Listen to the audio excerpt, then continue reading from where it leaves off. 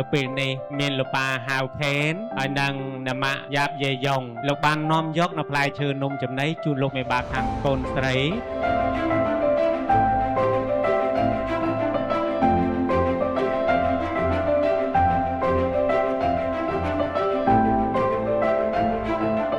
ថ្ងៃទី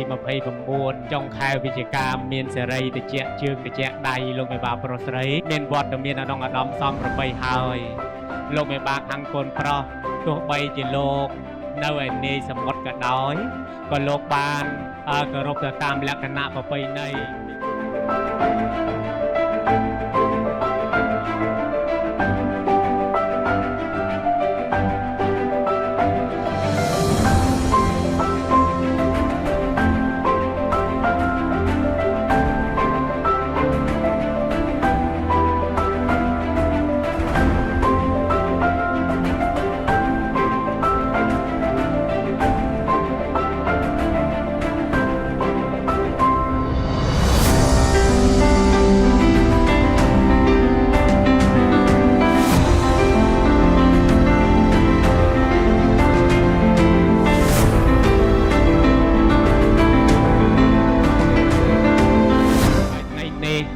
លោកមេបាខាងកូនប្រុសបានសន្យាថានឹងយកផ្លែឈើនំចំណី